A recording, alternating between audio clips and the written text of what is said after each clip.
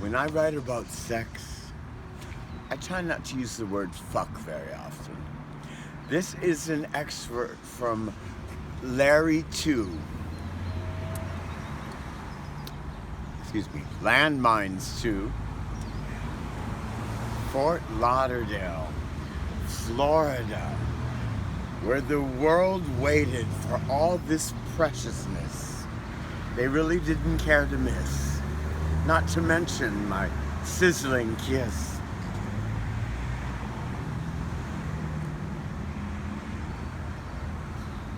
All on my tongue, I wanted it. At 15, I was still discovering who I was, but already I knew what I loved, even though they may say I was defying the one above.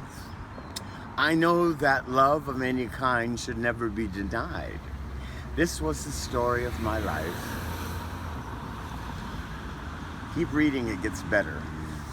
You may want to put on your safety goggles as my love toggles about the universe.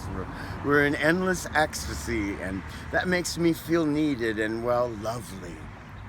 Not only was the weather better than I'd ever seen, but I was homing in on a fine specimen of man. Understand, I liked a man who laid pipe right, and I had a thing for plumbers. I enjoyed having my drain unclogged, even when I was in a fog. I was suddenly felt within an inch of a lifetime of mysticism. I witnessed the Adonis lounging in the nearby pool, looking like a jewel. I hoped he would use me and do whatever he wanted to do until the night was through, or even longer if that happened to be his tasty cup of tea. I wanted him to pour all over me as if it were his sugar I couldn't ignore. He had me soaring to brand new heights of desire.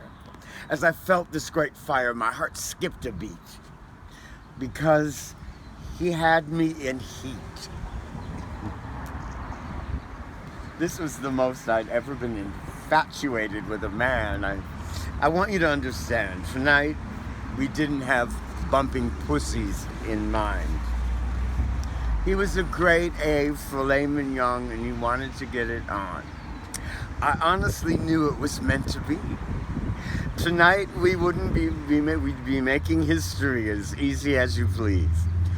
It was a time I didn't find being on my knees to please this man with the sturdy, dirty hands that seemed to feel my needs in capital letters, and I really had something to write home about, no doubt.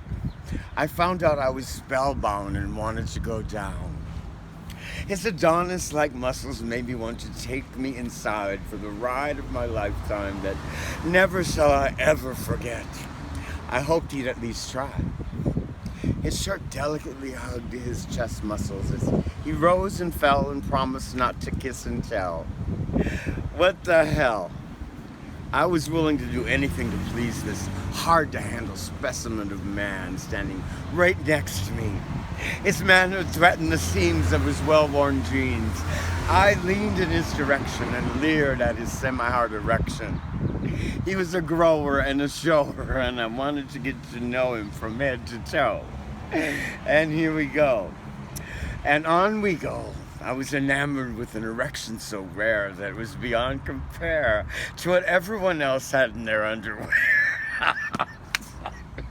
I really didn't have that much to compare it with as of yet, but I knew I'd get there or be square. But at least I'd still have my fair hair I cared to grow down to there. I was soaring to new heights of excitement and delight, such as I'd never felt in my entire life. Tonight, I thought I might have found Mr. Right. Even Mr. Right now would suffice. I continued glancing. I continued glancing in the direction of his. I continued glancing in the direction of his erection. It was utter perfection. It was utter perfection, and I prayed it would keep coming in my direction. I wanted to caress him. It's Okay. 5 minutes, you want to talk? Wait, let's try to get through